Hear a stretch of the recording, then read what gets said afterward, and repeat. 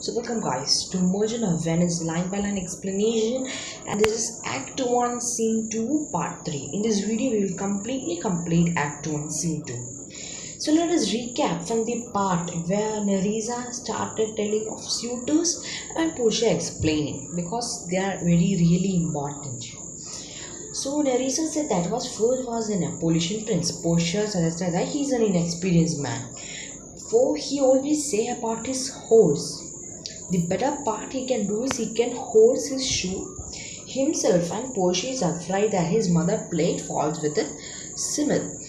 Next was County Palatine. He does nothing, but he always looks angrily or he always frowns. And when he hears Mary tears also, he doesn't smile, he even frowns. Portia is afraid whether he proves the weeping philosopher. What is weeping philosopher? Earlier period we discussed there was a person called Heraclitus who was distressed by mankind, that he went to forest to live alone. He was also unhappy. So when Count Palatine grow old, he will prove the weeping philosopher. That is the fear that Portia have. During his Dan full of unmannerly sadness during the youth period. So instead of this, it is better that Portia is married to a skull with a bone in its mouth than either of these suitors. So Portia say, help me God from these two suitors, Napolitan prince and County Palatine. Then we had a French lord, Monchy-le-Baron. According to Portia, he is a person of no quality, not good quality. Why? Because he have a better caring of horse and Napolitan prince, and even looks more frowner, a bad habit of frowning than County Palatine. And when a Thistle sing, he falls straight into dance with his own shadow. If Portia would marry him, he should marry 20 more husbands because of his character. If he would hate Portia, Portia would forgive him. For if he love Portia to madness, he shall never require after. Okay. Then we had Falconbridge, the young baron of England. According to Portia, he does not know even Latin, French, or Italian, and he had a very poor little knowledge or pennyworth in English. He can converse like a mime, and he's oddly suited. He have his jacket in Italy, he have his breeches in France, and he also have a hat in Germany. But his behavior is in everywhere. Then we had Scottish Lord's neighbor. There was according to Portia, there was a neighborly charity with them, for he borrowed a box and swore that he would uh, he would pay him back when he was able. And Portia think that the French bank became a surety, that is guarantee that he would pay the debt, and he sealed under one another. Okay. Next was Duke of Saxony's nephew. He is a German. So very badly in the morning he will become sober, and on afternoon he will look drunk. That is the worst thing. When he is best, he is worse than a man, and when he is worse than a man, he is better than a beast. So he don't. So Portia is not interested in him also. So then later Portia said that you should place a deep glass of Rhenish wine on the table, referring to the German, and he and be the devil within, that the temptation without. So Portia is saying, I will do anything, but I cannot marry this German. Saxony's nephew. And next, Nerissa told, why are you becoming fear?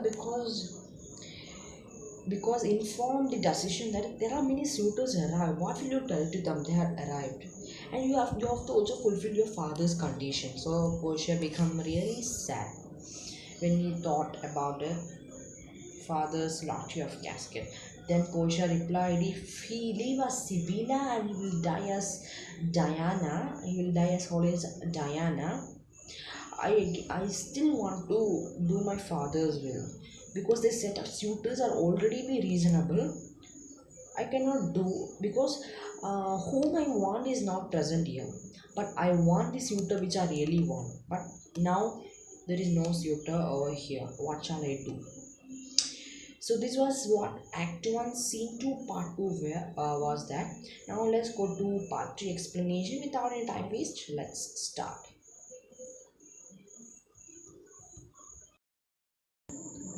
Nerissa, do you not remember lady in your father's time, a Venetian, a scholar and a soldier that came hither, hither means here, in company of the Marquis of Montferrat. So Nerissa is asking, don't you remember Portia during your father's time, a scholar and a soldier that had come here in company of Marquis of Montferrat? It's an Italian nobleman, title of Italian nobleman. Do you remember him? Portia, yes, it was Bassanio, as I think so was he called. In Act 1 scene we saw Bassanio, so they are talking, Portia and Nerissa are talking about him. So Portia really finds a little more attractive Bassanio, so let's see what will happen. So yes, I remember about Bassanio. Okay, Portia pretends that she has forgotten his name as she did not want to show herself to be too keen on him. Okay, that's why.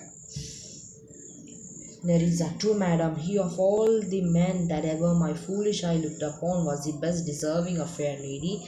So Nerissa was also saying that my foolish eyes, that is Nerissa's foolish eye look upon rather than these. So Portia, I remember him well and remember worthy of thy praise. So he remember Bassanio very well. That is what Portia want to she's trying to tell. Okay, and a servant. That time a servant came. How now? What news? So Portia is saying to the servant. What does she say? How now? What news? That means hello. What news? What is the news now? Servant, the four strangers seek for you. Who is the stranger? Those suitors. So those suitors are seeking for you. That is to take their leave, madam, to take their leave. And there is a forerunner. Who is a forerunner? A person who come before main master come or main boss come. Okay, that is a forerunner. Come from a fifth, the Prince of Morocco. Who is that? Prince of Morocco, who brings the word the prince, his master, will be here tonight. So Prince of Morocco has already arrived, telling that his master will come tonight. So full of busy Portia's. Portia, if I could bid the fifth welcome with so good heart as I can bid the other four farewell. So if I could, if I could tell fifth person with so good heart as I could bid other four goodbye, I should be glad of his approach. I should be happy with his approach. Not completely approach, but she should be happy if he have the condition of saint and the complexion of a devil. So it must be under the condition what Portia looks after. Okay, so what conditions? If you ask me what condition, the nature, what nature? Appearance. Okay, the nature of appearance that she must be satisfied with. Okay, the nature of appearance. If you have the condition of a saint and the complexion of a devil, I had rather be rather he should shrive me than wife with me.